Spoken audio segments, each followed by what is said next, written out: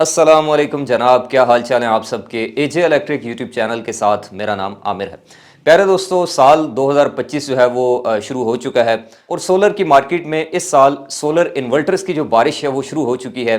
नित नए किस्म के जो ब्रांड्स हैं वो मार्केट में इस वक्त आपको सस्ते से सस्ते दामों जो है वो अवेलेबल हैं। ऐसे में ये ज़रूरी है कि थोड़ी बहुत आगाही पैदा की जाए आप लोगों के फ़ायदे के लिए कि वो कौन कौन सी कैटेगरीज़ के सोलर इन्वर्टर्स हैं जिनको ख़रीदने पर आपके पैसे वाकई में किसी ठिकाने लग सकते हैं और आपको वाकई में इन लॉन्ग टर्म फायदा होगा। इसी सिलसिले की एक कड़ी है जनाब, आईटेल ने लॉन्च किया है अभी रिसेंटली 12 किलोवाट का 3 phase on grid solar inverter, जो कि अपने अट्रैक्टिव फीचर्स की वजह से काफ़ी हद तक जो है वो मकबूल हो चुका है मार्केट के अंदर। तो मैंने सोचा कि चलें आज की इस वीडियो में इसका रिव्यू किया जाए और इसके जितने भी एडवांस किस्म के फीचर्स हैं उनका आपको तारुफ करवाया जाए कि इसके अंदर कौन कौन सी प्रोटेक्शंस हैं, इसकी वारंटी कितनी है, ये कितना लोड उठा सकता है, कितने इसके साथ पैनल सपोर्टेड हैं। सबसे पहली बात कि ये एक ग्रिड टाइड यानी कि ऑन ग्रिड 3 फेज इन्वर्टर है जो कि 12 किलोवाट रेटिंग के अंदर है। इसका मतलब यह है कि ऐसे तमाम कंज्यूमर्स जो कि नेट मीटरिंग के साथ अपने सिस्टम को इंस्टॉल करके एक्सेसिव एनर्जी ग्रिड में एक्सपोर्ट करना चाहते हैं, अपना बिल ज़ीरो करना चाहते हैं और उनका जो इस्तेमाल है वो 4 से 5 एसीज के लगभग है, तो ऐसे लोगों के लिए ये 12 किलोवाट का जो सोलर इन्वर्टर है उनके लिए ये ज़्यादा सूटेबल है। और चूंकि ये एक ऑन ग्रिड सोलर इन्वर्टर है तो आप इसके साथ किसी किस्म की कोई बैटरीज नहीं लगा सकते, ये इसका बैटरी लेस ऑपरेशन होता है। और ये भी ज़हन में रखें कि ये ग्रिड डिपेंडेंट इन्वर्टर है, जब तक आप इसके साथ ग्रिड यानी कि वापडा या फिर के इलेक्ट्रिक की सप्लाई कनेक्ट नहीं करेंगे आपको प्रोडक्शन प्रोवाइड नहीं करेगा। इसकी सबसे बड़ी खास बात यह है कि ये IP66 यानी कि वाटर एंड डस्ट प्रोटेक्शन के साथ आता है। आप इसको किसी भी किस्म की एक्सट्रीम वेदर कंडीशंस के अंदर लगा सकते हैं। हल्की फुल्की जो बारिश के कतरे होते हैं या फिर कोई भी डस्ट पार्टिकल चूंकि इसके अंदर नहीं जा पाता, इस वजह से इसकी जो सर्किटरी है वो काफ़ी लंबे अरसे तक महफूज रहने की वजह से इसका जो लाइफ स्पैन है वो नॉर्मल इन्वर्टर्स की निस्बत काफ़ी ज़्यादा है। इसके अलावा दूसरी सबसे इंपॉर्टेंट चीज़ वो ये है कि जब भी हम किसी इलेक्ट्रॉनिक डिवाइस या फिर इलेक्ट्रॉनिक मशीनरी को ख़रीदने का प्रोग्राम बनाते हैं, इरादा रखते हैं, तो उसमें मोस्ट इंपॉर्टेंट चीज़ होती है कि भाई उसकी वारंटी कितनी है। अगर वो ख़राब हो गया तो उसकी रिपेयरिंग कैसे होगी, उसकी सर्विसेज से रिलेटेड क्या मामलात हैं। तो ये 10 साल वारंटी के अंदर आता है यानी कि 5+5, जिसमें 5 साल इसकी रिप्लेसमेंट वारंटी है और उसके बाद के 5 साल इसकी सर्विस वारंटी है, यानी कि टोटल 10 साल की ये वारंटी आपको प्रोवाइड करता है। 5 साल के अंदर आपके इन्वर्टर को किसी किस्म की कोई प्रॉब्लम होती है तो आईटेल कंपनी मजाज है इस बात की कि वो आपको नया इन्वर्टर जो है वो रिप्लेस करके दे।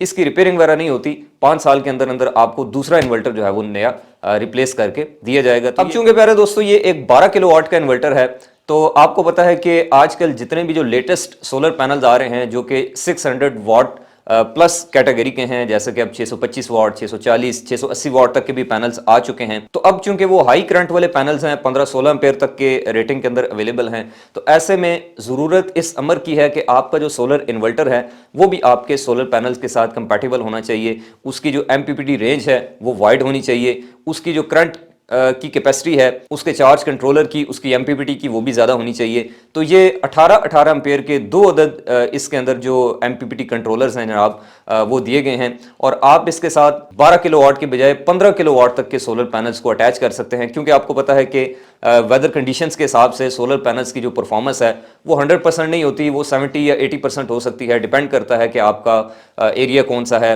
धूप की क्या कंडीशन है, मौसम कौन सा चल रहा है, आपका टिल्ट एंगल क्या है, पैनल्स आपके P टाइप हैं या N टाइप हैं। तो इस हिसाब से आप 15 किलोवाट के पैनल्स लगा के इससे पूरी 12 किलोवाट तक की जो प्रोडक्शन है वो ले सकते हैं। अब आ जाएं जी, एक बड़ा जरूरी पॉइंट वो ये है कि इसकी बिल्ड क्वालिटी कैसी है। तो आप देख सकते हैं कि इसका जो डिजाइन है ये भी काफी खूबसूरत है और सबसे इंपॉर्टेंट चीज ये है कि इसके अंदर किसी किस्म की कोई स्क्रीन नहीं देगी, क्योंकि जब हम 10 साल वारंटी की या 5 साल वारंटी की बात करते हैं या फिर IP65 या IP66 रेटिंग की बात करते हैं, तो फिर अगर इन्वर्टर के अंदर स्क्रीन दे दी जाए तो स्क्रीन की अपनी एक लाइफ है, वो एक मखसूस टाइम पीरियड गुजरने के बाद 6 या 7 साल गुजरने के बाद वो एक्सपायर हो जाती है, क्योंकि वो लिक्विड क्रिस्टल डिस्प्ले होता है या फिर कोई भी स्क्रीन हो उसका अपना एक जो है वो लाइफ स्पैन होता है। तो जब आप किसी इन्वर्टर के अंदर स्क्रीन दे देते हैं तो वो आप समझे कि कमजोरी उसके अंदर छोड़ देते हैं और फिर ब्रांड्स के लिए 10 साल वारंटी देना थोड़ा मुश्किल हो जाता है। तो इसके अंदर आपको सिर्फ 3 अदद इंडिकेशन लाइट्स जो है वो दी गई हैं जो कि आपको ग्रिड का, अलार्म का और PV का स्टेटस दिखाएंगी। सारी की सारी जो मॉनिटरिंग है वो आप इसकी ओवर द वाईफाई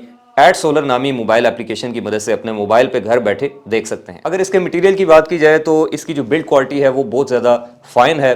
काफ़ी हैवी ड्यूटी किस्म के जो हीट सिंक्स हैं वो इसकी बैक साइड के ऊपर जो है वो दिए गए हैं, ताकि इसके अंदर जितनी भी जो हीट है, क्योंकि आपको पता है कि इस तरह के जो इन्वर्टर्स होते हैं उनके सर्किट के अंदर किसी किस्म का कोई कूलिंग फ़ैन नहीं लगाया जाता, क्योंकि इसको मुकम्मल सील टाइट किया जाता है, बंद किया जाता है। यही वजह है कि इसके अंदर किसी किस्म का कोई डस्ट पार्टिकल नहीं जा पाता और इसकी जो लाइफ है वो बढ़ती है। इस मकसद के लिए हीट को एग्जॉस्ट करने के लिए बैक साइड पे जो हीट सिंक हैं वो अच्छे होने चाहिए, ताकि इन्वर्टर आपका जब परफॉर्म कर रहा हो, जब प्रोडक्शन कर रहा हो, जब यूनिट्स बना रहा हो, तो वो हीट अप ना होने पाए। क्योंकि इन्वर्टर अगर आपका हीट अप होता है तो उतना उसकी जो लाइफ है, उसके कंपोनेंट्स की जो लाइफ है वो डिस्टर्ब होगी और उतना उसका जो लाइफ स्पैन है वो भी कम होगा। और यही वजह है कि इसकी जो एफिशिएंसी है वो भी बहुत अच्छी है। 98.7% एफिशिएंसी जो है कंपनी इस इन्वर्टर की क्लेम कर रही है। और इस मजबूत और फाइन बिल्ड क्वालिटी की बदौलत ये इन्वर्टर -25 डिग्री सेंटीग्रेड से लेकर 60 डिग्री सेंटीग्रेड तक के जो टेम्परेचर है, ये जो रेंज है टेम्परेचर की, इसके अंदर जो है वो काम कर सकता है। बाकी तमाम सोलर इन्वर्टर्स की तरह अगर हम इसके नीचे दिए गए टर्मिनल बॉक्स की कंडीशन देखें और इसके अंदर जो कनेक्टर्स हैं उनकी पोजीशन देखें, तो आप देख सकते हैं यहाँ पर 2 अदद आपको MC4 कनेक्टर जो हैं वो नज़र आते हैं। चूंकि ये एक डुअल MPPT सोलर इन्वर्टर है, तो दोनों MPPTs के लिए आपको अलग अलग जो पॉइंट्स हैं वो यहाँ पर नज़र आते हैं। उसके साथ ये एक अदद PV स्विच नज़र आता है, जिसकी मदद से आप सोलर पैनल्स को डिस्कनेक्ट कर सकते हैं इन्वर्टर से। और इसके अलावा यहाँ पर आपको वाईफाई डोंगल को अटैच करने के लिए जो है वो पोर्ट मिल जाती है जी, जो कि एक कम्युनिकेशन पोर्ट है। और इसके अलावा ग्रिड के यानी कि वापडा की जो 3 फेज़ इनपुट सप्लाई है, L1, L2, L3 यानी कि तीनों फेज़, न्यूट्रल और अर्थ, ये सारे टर्मिनल्स आपने यहाँ पर कनेक्ट करने हैं। और इसके पीछे आपको एक इस तरह का जो इसका कैप है, जो इसकी कवर है वो भी मिल जाएगी, जो कि यहाँ पर आपने इस तरह से लगा देनी है। एक अदद आपको यूज़र मैनुअल मिलता है, जिसकी मदद से आप इसकी सारी सेटिंग्स वगैरह जो है वो समझ सकते हैं, इसको पढ़ सकते हैं। इसके अलावा आपको सोलर इन्वर्टर की जो टेस्ट रिपोर्ट है वो देखने को मिल जाती है। MC4 कनेक्टर्स आपको देखने को मिल जाते हैं, कुछ नट बोल्ट्स आपको देखने को मिल जाते हैं, कोई एक अदद फ्रेम देखने को मिल जाता है, जिसकी मदद से आपने जो है वो इसको दीवार के ऊपर माउंट करना है। वारंटी से रिलेटेड कुछ डॉक्यूमेंट्स वगैरह मिल जाते हैं। वाईफाई लॉगर स्टिक को कन्फिगर करने के लिए जो यूज़र गाइड है, क्विक गाइड है, वो देखने को मिल जाती है। इसी तरह एक और बहुत ही ज़रूरी चीज़ कि इसके अंदर बिल्ट इन प्रोटेक्शंस कौन कौन सी दी गई हैं, क्योंकि अक्सर पाकिस्तान जैसे मुल्क के अंदर जो ग्रिड है वो बड़ा अनस्टेबल होता है।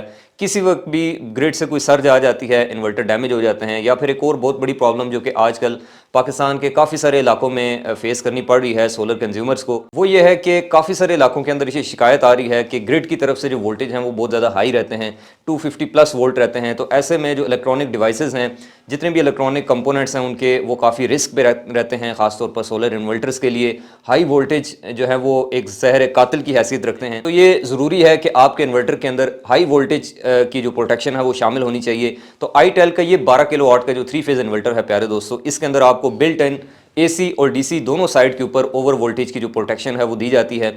इसके अलावा शॉर्ट सर्किट की प्रोटेक्शन है, ओवर टेम्परेचर की प्रोटेक्शन है। तो आप इस हवाले से भी बेगम हो जाते हैं कि अगर कोई इस तरह की प्रॉब्लम हो जाती है तो आपके इन्वर्टर को किसी किस्म की कोई प्रॉब्लम नहीं होने वाली। और अगर हो भी गई 5 साल के अंदर अंदर तो कंपनी आपको नया इन्वर्टर रिप्लेस करके देगी, और उससे अगले 5 साल में हो गई तो वैसे भी इसकी सर्विस जो है वो आपको फ्री करके दी जाएगी। आखिर में बात कर ली जाए अगर इसकी कीमत की, तो आपको जितने भी इस वक्त मार्केट में 10 से 12 किलोवाट के on grid 3 phase solar inverter देखने को मिलते हैं, ये कंपैरेटिवली उनसे तकरीबन 30 से 40 हज़ार रुपया आपको सस्ता मिलता है। उनके बिल्कुल लेवल का है, उनके बिल्कुल कंपटीशन में उनको बीट करता है। तो आप इसको भी अपनी जो वॉच लिस्ट है सोलर इन्वर्टर्स की, अगर आप घर पे इंस्टॉलेशन करवाना चाह रहे हैं तो उसके अंदर आप इसको शामिल कर सकते हैं। एग्जैक्ट कीमत अगर आप इसकी जानना चाहते हैं तो आप itel के जो दिए गए नंबर्स हैं इस वक्त स्क्रीन के ऊपर आपको डिस्प्ले हो रहे हैं, इनसे आप किसी भी किस्म की मालूमात जो है वो ले सकते हैं कॉल करके। मैं उम्मीद करता हूं कि आज की वीडियो जो कि itel के 3 phase on grid solar inverter के ऊपर मुश्तमिल थी, ये आपको पसंद आई होगी। अगर आप आइंदा भी इसी तरह से इलेक्ट्रिकल इंजीनियरिंग के हवाले से यूजफुल वीडियोस देखना चाहते हैं तो आप इस यूट्यूब चैनल AJ इलेक्ट्रिक को सब्सक्राइब करें। इंशाअल्लाह आपसे मुलाकात होगी नेक्स्ट वीडियो में, तब तक के लिए फ़ी अमान अल्लाह।